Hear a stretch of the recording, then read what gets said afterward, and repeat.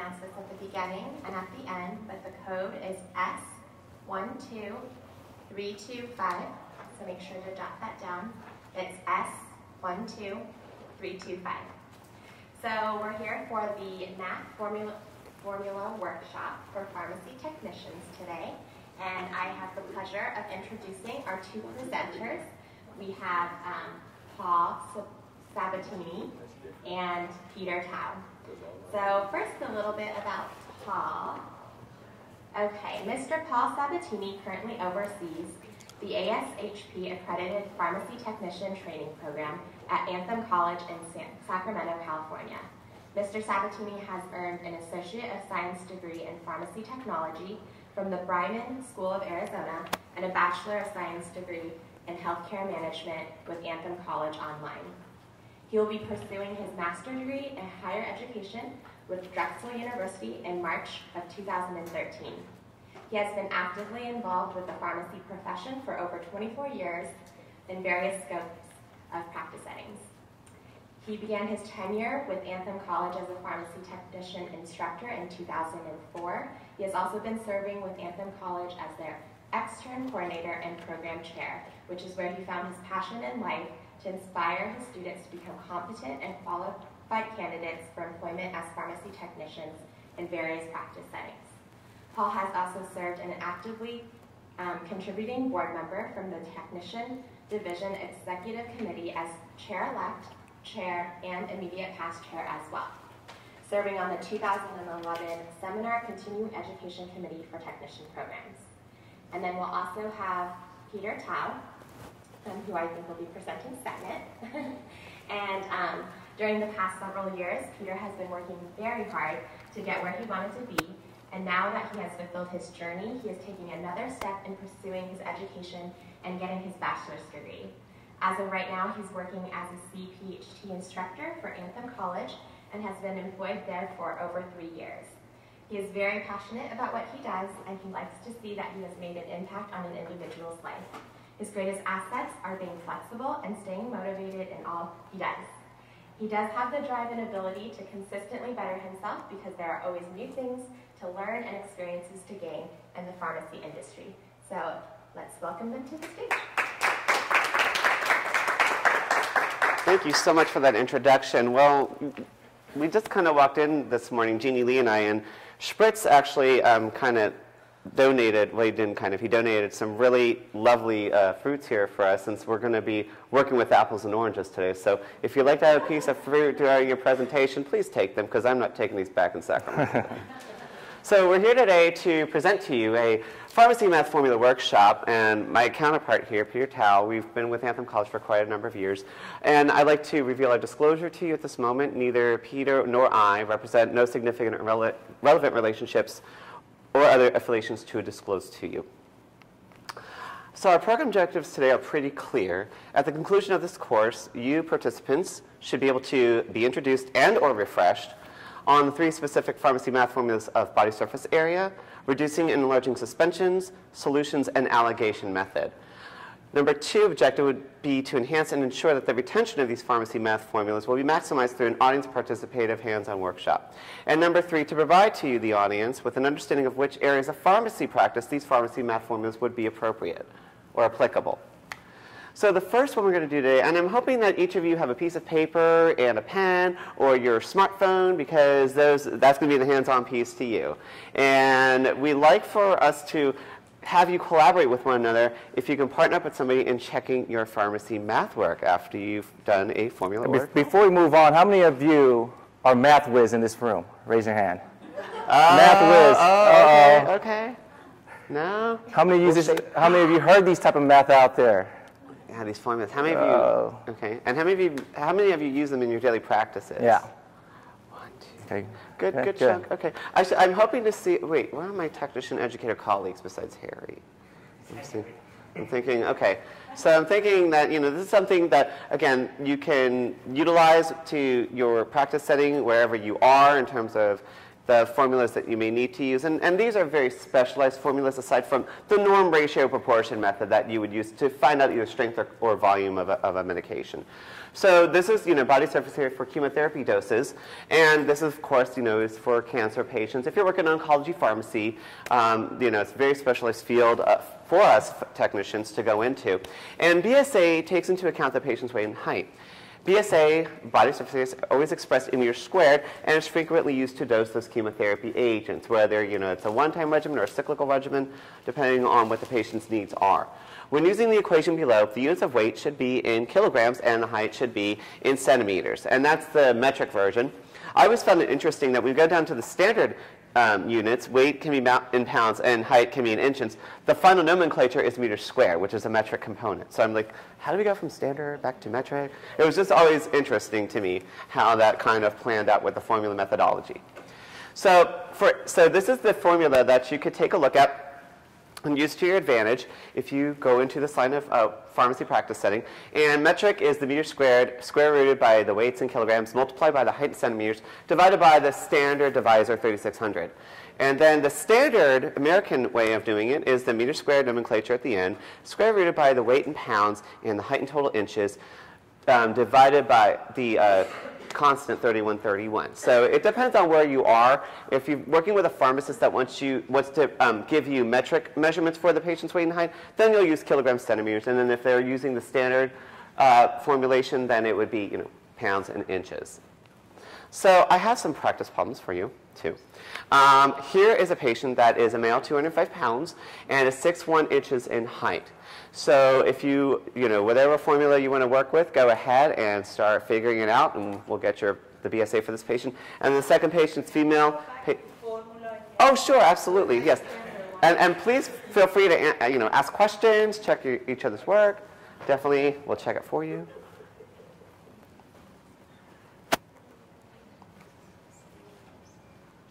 Thanks, Jeannie, for passing out the fruit.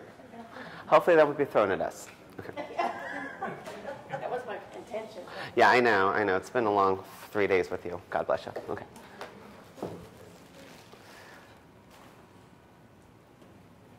And if you're using the metric system, you will need to convert weight to kilogram, and I'm pretty sure we all know how to convert weight to kilogram to weight, and also height into centimeters. That's a really good point, Peter. So what's the converting factor number for kilograms to pounds? 2.2. Right on. You all are getting an A so far today.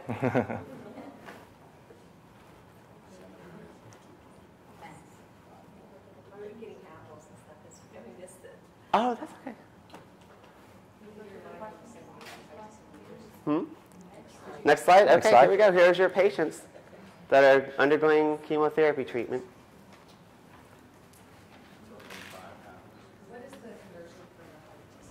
Height to centimeters is 2.54. Thank you for asking. 2.54.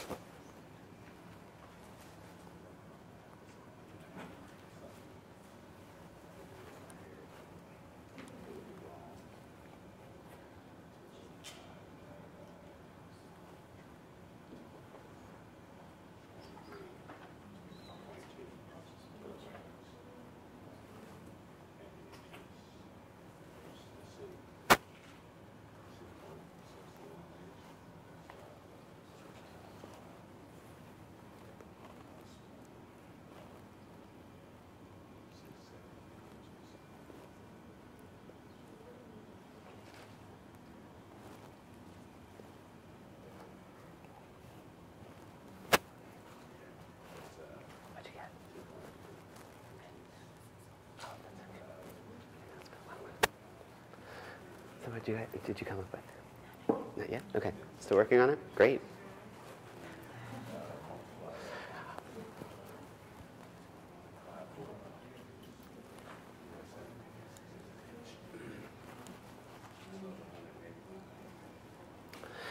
It's best if you're using your calculator because chemotherapy is such a fine-tuned dose for our patients when you get the quotient after you multiply your weight and height together and then divide it by whatever constant, that quotient, when you square root it, should be only going on to the hundredths place. So if you're, say, for instance, your BSA is 1.87 meters squared, or 1.87, or 3.6 something infinity, just take the 3.67 and then square root that number. Don't square root the entire quotient, because that will actually eliminate the risk of overdosing the patient in the final volume. When you're dividing and you get your final quotient, 3 point infinity and beyond, the best thing to do is clear your calculator out after the hundredths place, so that way you're not worrying about, not round up, but I leave it at the hundredths place, at the first divisor, after the hundredths, okay? Because then you don't have to think about, overdosing the patient when it comes to calculating the final volume into their BSA. Is that the square root? What is that? Yeah. Square root? Square root. Square root. I'm thinking also, by the way, just FYI, for those of you that do have smartphones, there's a little plug-in application, right? You can do this probably from anywhere and just not even worry about calculating the math. But in case your smartphone doesn't work or you're not allowed to use it, it's good for you to know this formula in written form.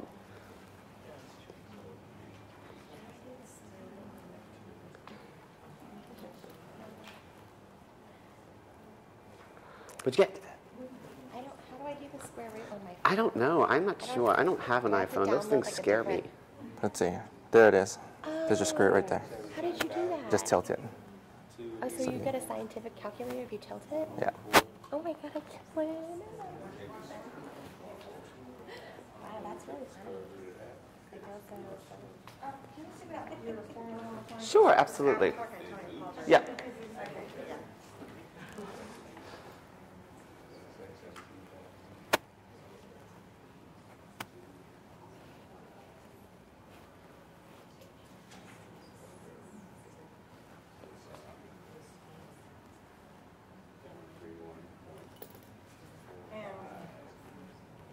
Your square root is of the whole product and division, or just of the product?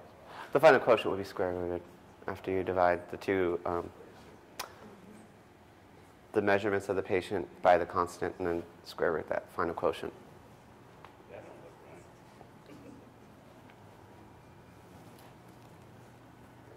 You good, Jeanette? Got it? Okay. Okay, anyone with patient number 1? Do we have a response? 2.18? Who else got 2.18? Let's see. Anyone else? Huh? I don't know if my square root's right. What did you get? My calculator. 2.18? Okay, meters squared. Yeah, good. And 2.18. square root. Hit the square root button, right? Yeah. Okay. Yeah. The And- second one. Good. Okay, and number 2? And we got number 2, the female patient?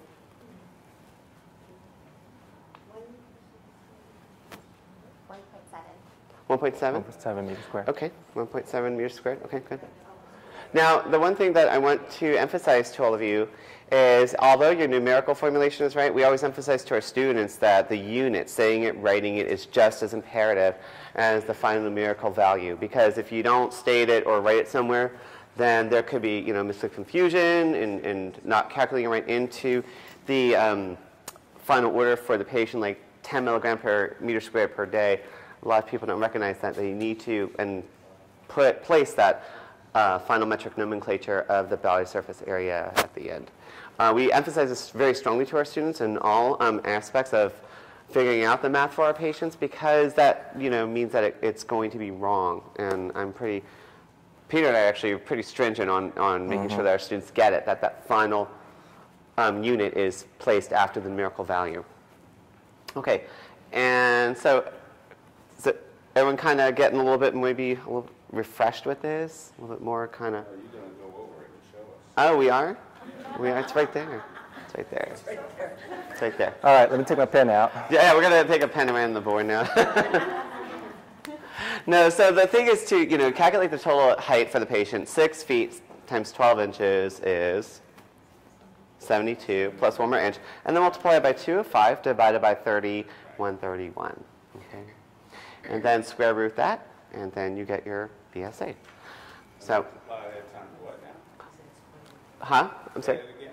So you're going to multiply the weight by the total inches of the patient, Right.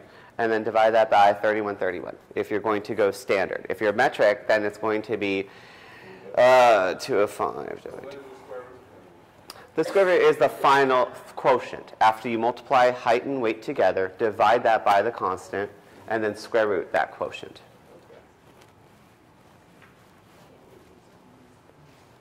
Square root is supposed to be for the whole thing. There's a formula that says square root up to the whole thing. Yeah, it's the whole thing. You're going to square root the whole problem at the end. Okay? And then it's a lot. And the rumor has it that this formula method may go away because, advancements in pharmacy practice have gone on to, different research and development of finding alternative measurements for patients with chemotherapy. We're talking about, genomic therapy, stem cell research. So this may be an obsolete formula in years to come, based on whatever the patient's cancer type is. I read a study about seven years ago that was a prospect.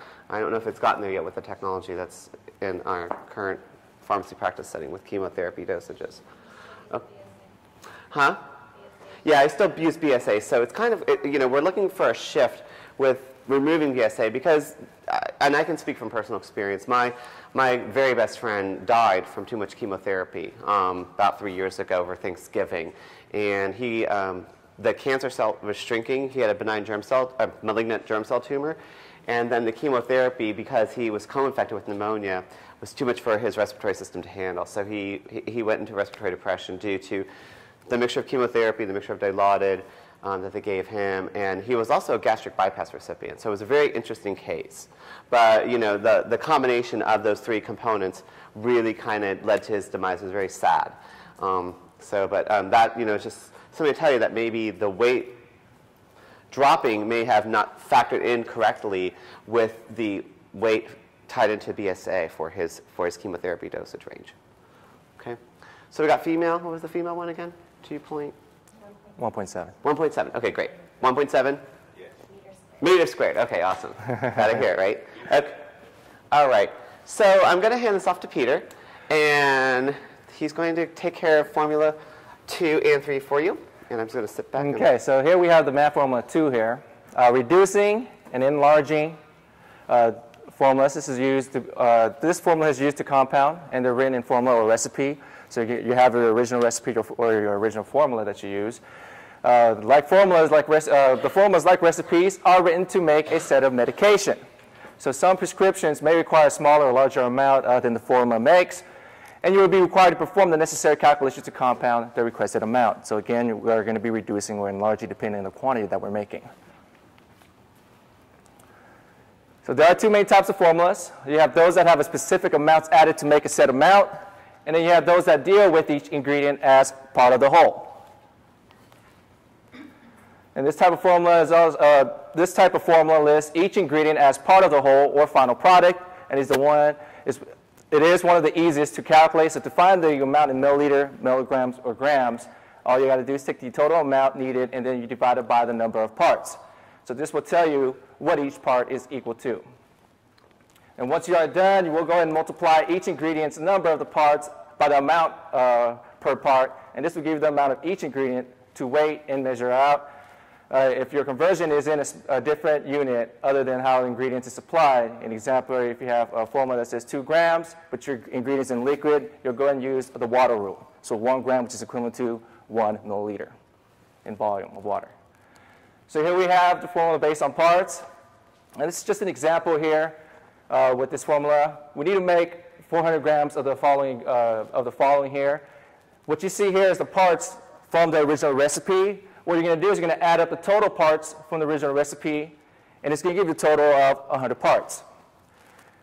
After you find out what each part is worth, by doing that, you're going to go and take 400 grams, what you're making, divided by the 100 parts that you had added up with the total parts here, and then you end up with 4 grams per part. After you divide that and you get your 4 grams per part, you're going to go ahead and multiply each part here by 4 so that you can increase the following measurements to make that 400 grams.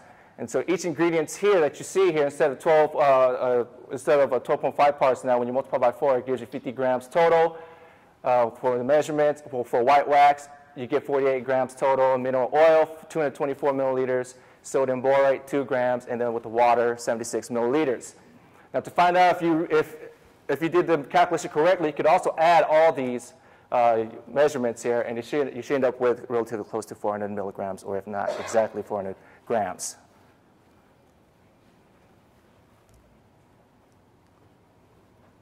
Okay, any questions so far? All right, so moving on to the next slide. Let's go ahead and work on this problem.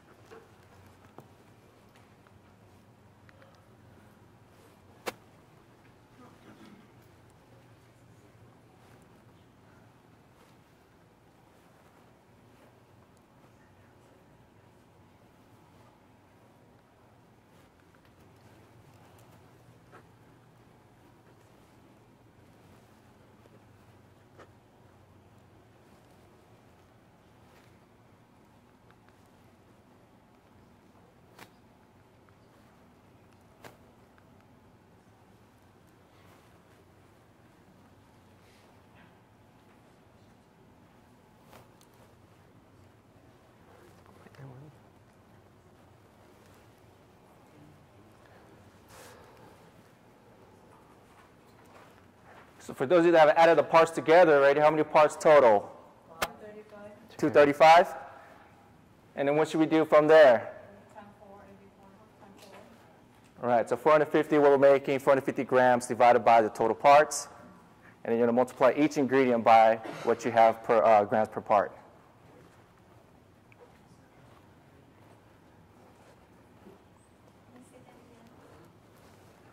Okay, once the first thing you need to do is you're just going to go ahead and add up the parts. You get your total parts, and then you're going to take your 450 grams that you have here and divide it by the total parts that you found here, which is 235, I heard. And once you divide 450 to 235, you should have grams, whatever the answer is, grams per part. And then use that, multiply into each parts here.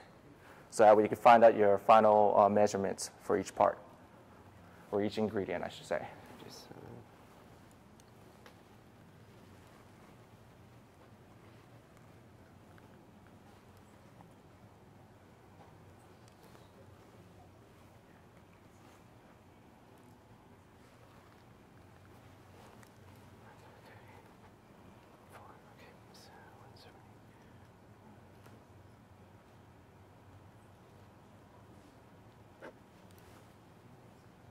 Okay.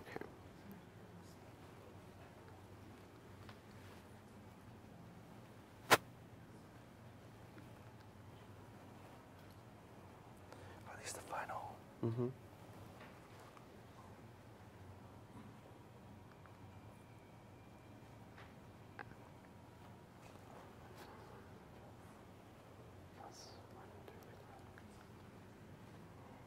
Oh no. Okay.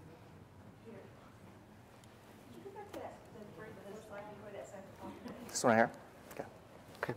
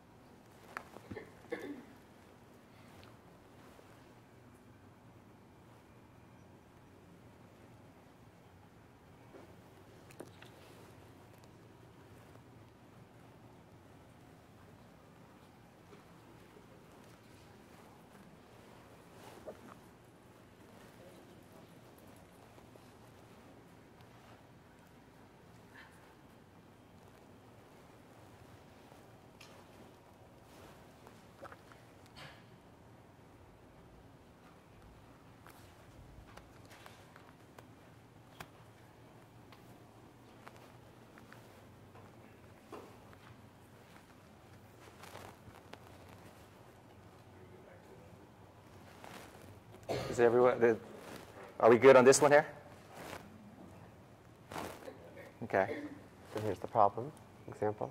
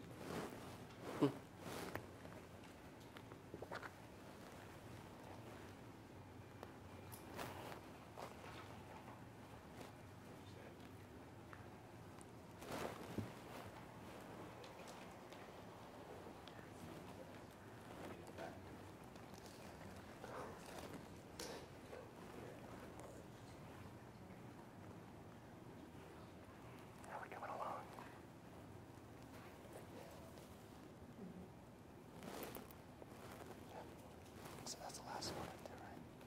So if you add them up, if you add all these up, it should be close, relatively close to 450 grams total of what you're making. Yeah, fine. If you're smart. This is the original recipe. Yeah, it's the original recipe. Mm-hmm.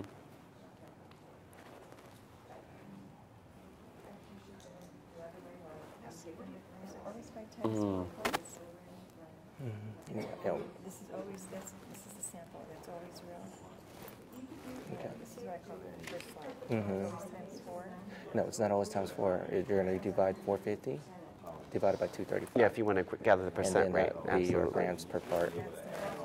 So 450 divided by 235, and then you're going to end up with. Yeah.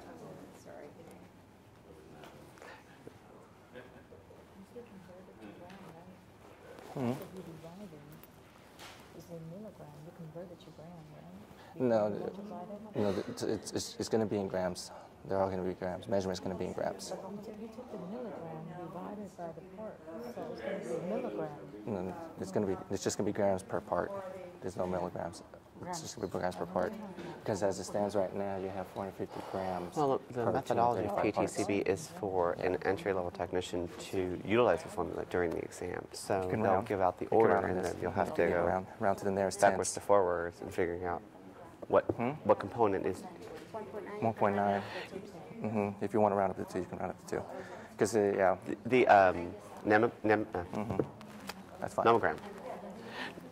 Not anymore, because it's all computer-based. So, and what we sorry. do for our students Okay, taking yeah, so PTCB is when they 1.9 give is you fine that if you round it up, 'cause whiteboard, it was 1.8 is something. the first thing you want to do before you start it's taking the just test 1.9. is to go ahead and write down the formulas or brands No, you leave generics. it at this part here. You leave it here, but Yeah, on these parts, if you need sometimes, to round but- it, you can round it.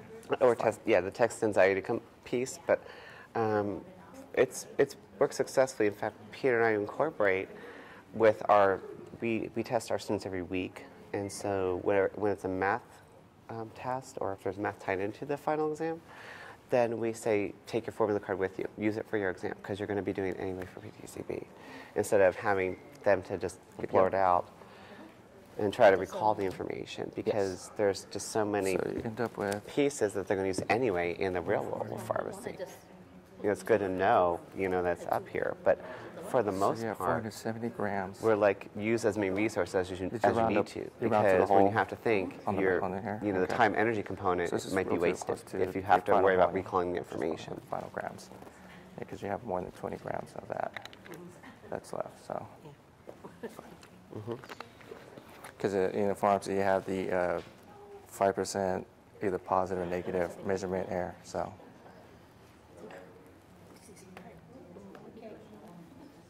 What do you want the number? If I add the 1.91, what's go ahead. when I just If you want to just mount to the nearest tens here, you see how it has 0.55. You can Doing all have right? Did we get it? 9.6. I don't know, I'm just playing now. Good, playing's good. Yeah. and then I'm more that's it. interested in knowing what you do with your students. Yeah, in the field, What do you the mean? field of pharmacy with compounding, Well, you have a because you said you 5% teach plus your or negative students error your degree, so it's So either I'm less or thinking, more. well, if they come to It's us, fine. I'll know what to Yeah, ask that's correct. them. Yeah, absolutely. So I'm more interested in that aspect. Oh, good, good, good. How are you two doing back there? All right, so it looks like everyone's thinking cap is on. We're moving on to the next. Are we ready to move on to the next one? To make sure we are doing fine. Yeah, yeah, good. Good job, yeah. Thank you. You okay? Got it? Okay, great. I wanted to incorporate it into the slides, but we didn't have Okay. the actual slide in there. What? This is where you'll do the math, and then we'll just say, yeah, it's correct.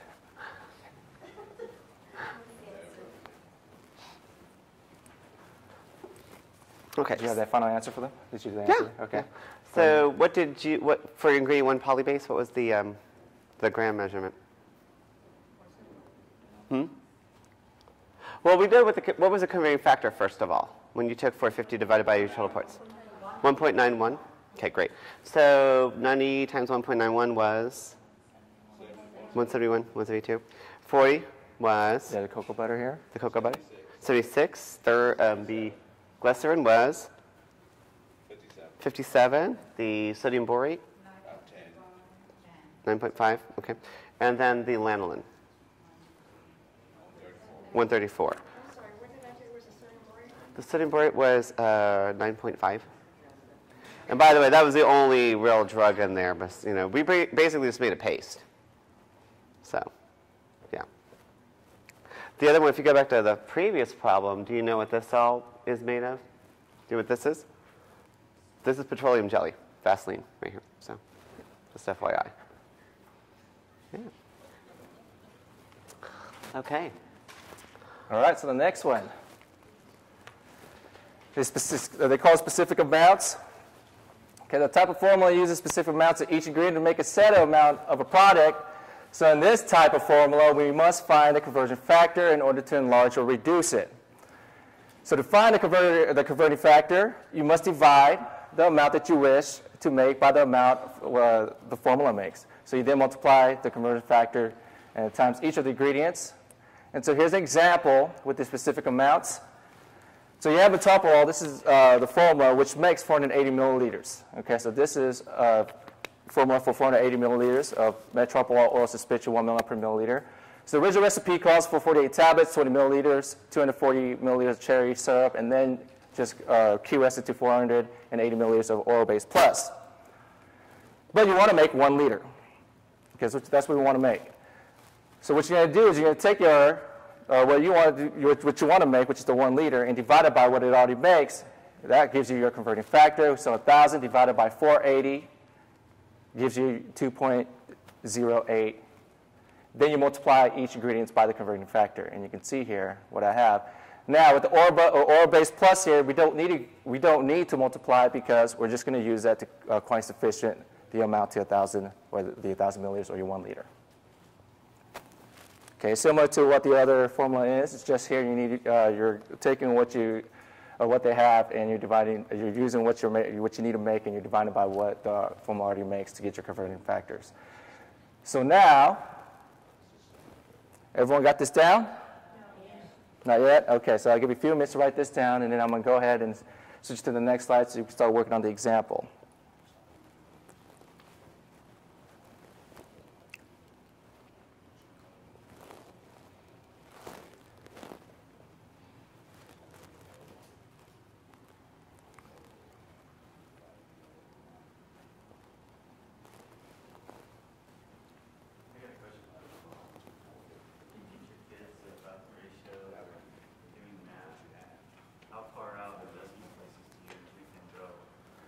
I usually go to the hundreds, and if they could round up, I make them go to the tenths place. If they could round up to the tenths place.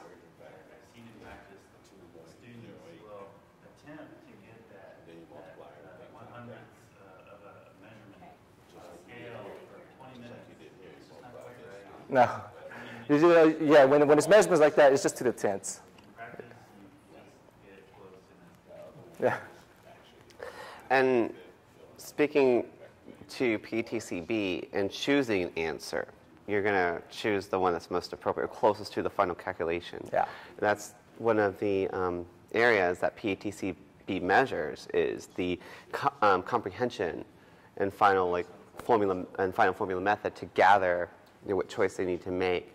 Because I can recall from years ago when I took PTCB, it was pencil to paper, and the area of confusion lied into, well, I know my answer is this, but it doesn't list that final answer as the final product that you're making. So what we try to emphasize to our students is definitely go for the closest piece, because when you're getting your final measurements, it may not be exactly 100% accurate. And we've heard before the tolerance ranges. We've got a plus or minus 1%, 5%, I hear 10%. So it varies from product to product and potency to potency in terms of the quality of the medication. So we just kind of tell our students, get as close to it as possible without risking overdose to the patient. And we specify drug classes that we never ever should run up on. For children, antibiotic therapy or CNS seizure medications, chemotherapy for cancer. So we try to limit without rounding the hundreds to the tenths place in case there is that chance of too many cells being harmed, the good cells rather than the bad cells being treated effectively. And we explain to them that philosophy every chance we can get. We also emphasize to them that even if they don't exactly have the right amount on there, as long as it's relatively close, some pharmacists out there would want you to round up. You have pharmacists who want you to round down or just leave it at that. So accommodation does play a role into calculation too. Do you ever teach the consideration of the two systems, apothecary versus what? No, not necessarily.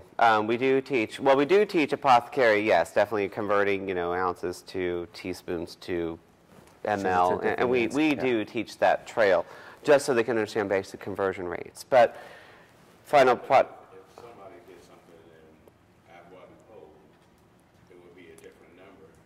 Yeah, they would. You say that very well, by the way. Very fun. We're in Paris. I mean, phenomenal. Yes. I don't think that the PTCB really puts on things that are too close together. For example, if your answer was 9.5, and you might see a 10 ml or a 9.5, but you're not going to see both. You don't generally see both that close. No. You usually see something that's maybe the 11 or maybe the 8.5 and your 9.5 or your 10. But you're not going to see them when they're that close. So the person taking that test doesn't have to choose between one or the other. It could be either or. That goes into those challenging questions. Right. Absolutely. Right. Yeah. So I think that's good points. Yeah. And again, I see, thanks, Richard, for joining us. Thanks for coming, Richard. Right. Our technician, educated colleague, you. It's good to, if anything, if you teach these problems to your students, tailoring your style and methodology of the philosophy and delivering the verbiage as to how they need to understand to figure the method out is just as important as the final product that you're calculating and creating. Okay, moving on to the practice problem. Okay, here's the practice problem.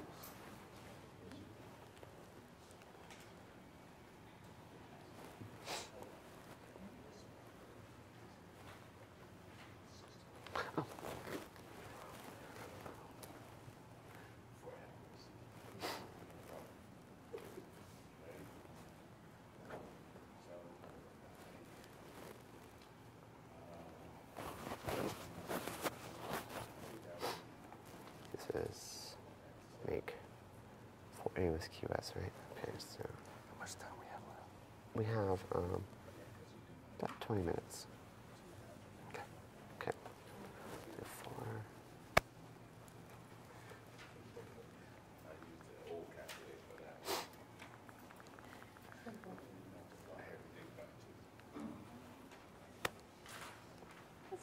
Yeah, this is one. Purple is printed and incorporate this so that we don't have to do too much thinking. In this case, you're gonna make 2 liters, is that it? Yes. Yeah, The 2 original mhm. is 2 liters. Uh-huh. I'm sorry? Yeah. Yeah, QS at 2. So originally it was 4,000. No, well, you need to make 4, but the original is calling just for 2. So you need to make 4, but the original is 2.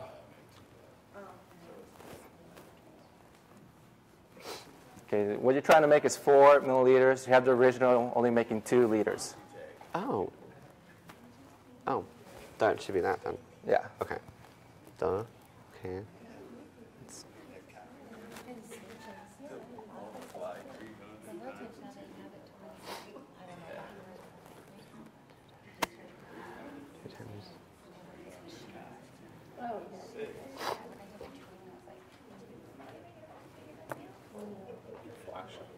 I'm flashing.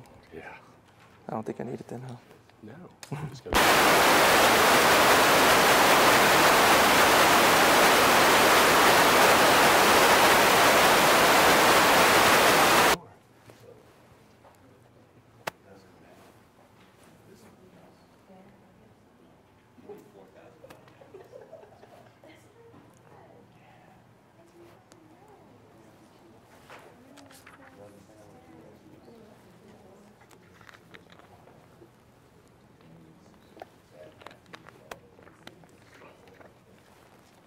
Good? This one's, if you're just looking at it, you should know the converting factor.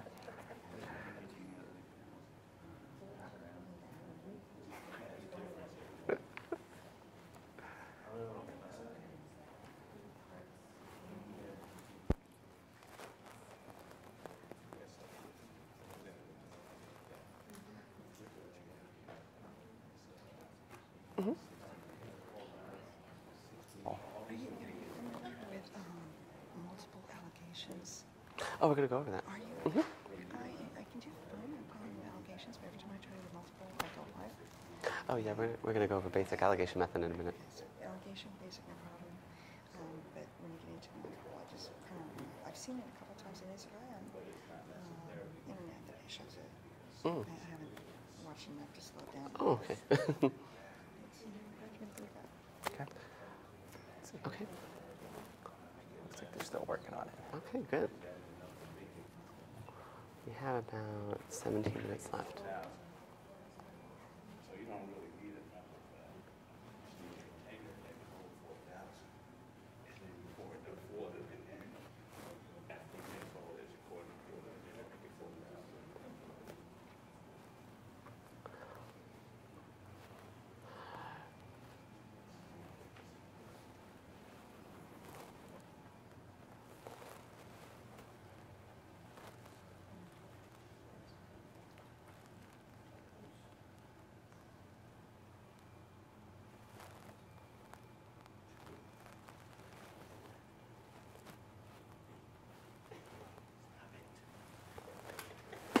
Oh, no.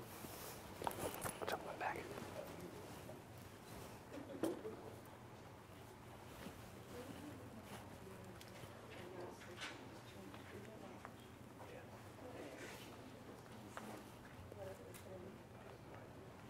anyone know whether the last session's location was changed or if it's still where it's supposed to be in the book?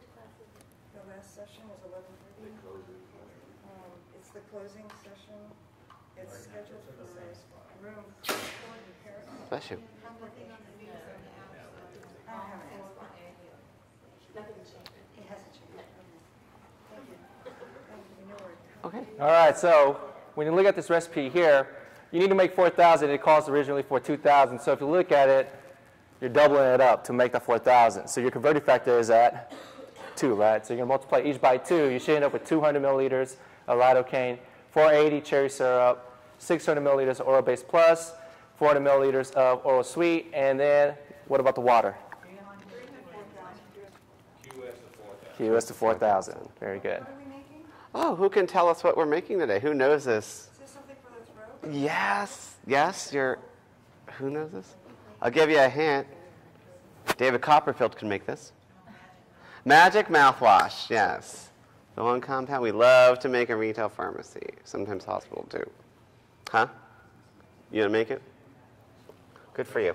Okay. So many people don't like to make this. Okay. So where to use these pharmacy math formulas? I'm sorry, we have to rush things through a little. We're getting close to keynote. Or closing keynote. The bisurface area formula is used in oncology pharmacy prior to sterile compounding. And then the reducing and enlarging formula of either are based on parts or specific amounts are used in extemporaneous compounding outside of a sterile field. And then alligation method can be used in either extemporaneous or sterile compounding settings. Oops. So, sorry to wrap things. Any questions? Comments? Stories about Vegas? Yes, Jeff?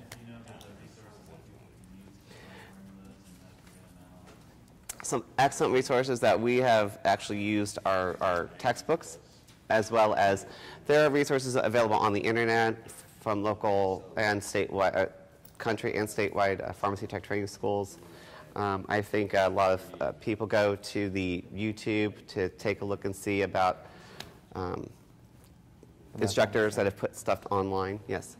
Actually, in the pharmacies, they carry the Remington pharmacy science book. Yes. The Remington as well, absolutely. So this workshop was intended and is intended for us technicians to remind us that we can use these pharmacy math formulas in various practice settings. And we had handouts for you, but that's okay. We're good. You did your own work today, which was excellent. How many of you scored an A? Awesome. Okay, great. Some post-test questions real quick. What's the final formula nomenclature for BSA? No, the nomenclature. Really easy. Final unit, what would that be? Oh, meter squared. Meter squared. Very good. And when would you utilize the formula based on parts? The oncology. Oh, well, okay. You could based on parts would be outside of sterile field. And then what does CF stand for? Conveyed factor number. By the way, that was a question I had on PTCB. They were just looking to see what that number was when I took it a long time ago. What is the BSA for a patient who's 163 and F57? We'll skip over that one. And then what is the water rule? 0. No. 1 gram is equal to 1 ml. Okay, great. Say that again? 1 gram equals 1 ml of water.